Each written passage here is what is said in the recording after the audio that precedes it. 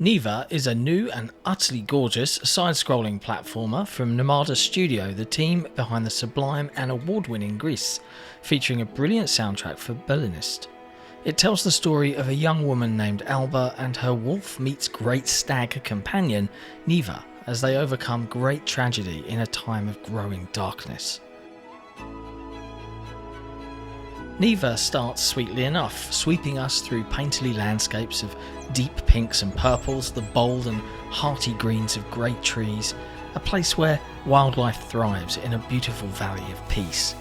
Something is deeply wrong, however. A bird falls from the sky, its body overridden with dark flowers. A rot in the heart of nature itself. Alba and Wolf Pup come across it, and to our joint horror, recoil as more and more birds fall foul to that same darkness, dropping from the sky in great numbers. Soon that darkness sweeps through the valley, and Alba, the Wolf Pup, and its much larger and more threatening parent are enveloped by shadow. Alba is rendered unconscious in the struggle, and we watch helplessly as the larger wolf, despite a valiant effort, be overwhelmed. And so begins our journey.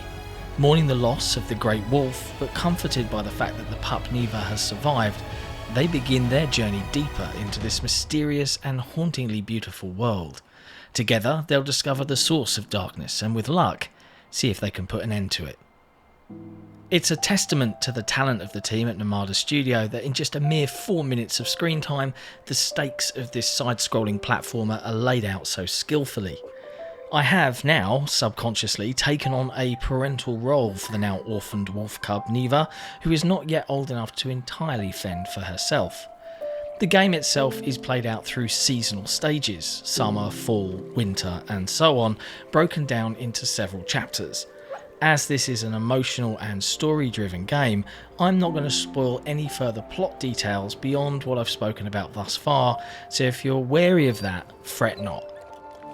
However, the passage of time is something keenly felt throughout this adventure, both in story and in gameplay. Alba is a capable fighter, wielding a sword with which to defend herself via the X button, and in turn, young wolf cub Neva. She has a health bar represented by 3 daisy-like flowers at the bottom of the screen, which can be replenished at stone cairns throughout the game. We can double jump straight from the get-go, and with a press of either B or the triggers, Alba will dodge, gliding through the air or rolling across the ground. The animation and general responsiveness here looks and feels fantastic, and certainly bode well for future platforming challenges, of which there are many. We can press Y at any time to call Neva, and more importantly, pet and comfort her should the need arise. Pleasingly, the bond established so masterfully in the opening moments of the game between Alba and this young pup is reinforced through gameplay in wonderfully clever ways.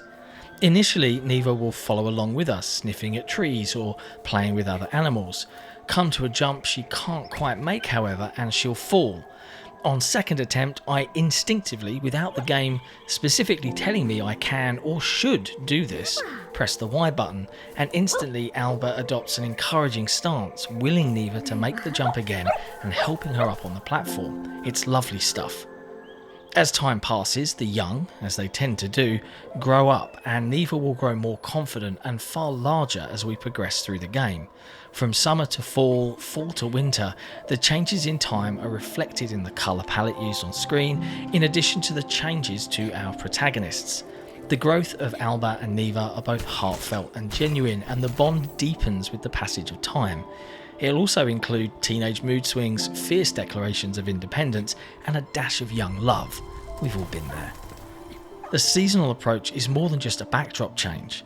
Time passing in Neva in turn leads to more abilities for both our sword-wielding warrior and our young wolf pup. Alba will be able to climb walls of white flowers to assist in various platforming challenges, in addition to a downward strike that allows the player to break through certain weakened floors, as well as attacking and knocking back your foes. Neva will begin to attack enemies on her own, or with a press of right bumper will leap to one you're pointing at, holding it in place and buying you time to dispense with other enemies. This was the only combat method I ever had a problem with, and had me yelling at my canine companion in rage. One particular sequence required me to direct Neva to attack a specific target, however the wolf ended up anywhere but where I wanted her to go, leading to my death repeatedly. These kinds of control frustrations stand out all the more when everything else is so wonderfully fluid. Later, Neva will grow so large that Alba will be able to ride her, in addition to attacking enemies in unison as one synchronised fighting team. The combat never feels anything less than sublime, and any failure feels entirely of your own making. This darkness that appears to have swept across the land is, in my view, a corruption of nature. It's no coincidence that the creatures we fight are often vaguely humanoid in form and will happily infect other animals like a cancer for their own purposes, with nature itself becoming an unwilling habitat for these monstrosities. The enemies themselves are surreal beings of shadows and white faces, their limbs disproportionate to their torsos, spurting out of the ground like unwanted weeds. The simpler enemies can be dispatched with a few swipes of our sword, though the game continuously throws greater and more complex beasties for us to contend with. Indeed, sometimes these beasties will inhabit larger animals, corrupting the wildlife around you to use as a weapon against you, be it plant or animal. There are a variety of boss-like obstacles to overcome, be it in chase sequences, timed combat arenas, and more. With movement and combat being so agile and responsive, this leads to some delightful platforming and puzzling mechanics to be enjoyed throughout your time with Neva. There's some particular genius with some of the mechanics introduced here. The first is bringing combat into the platforming mix, where enemies will utilise blocks of man-made structures against you, forcing a combination of combat and platforming, making a heady concoction of reflexes and puzzle solving.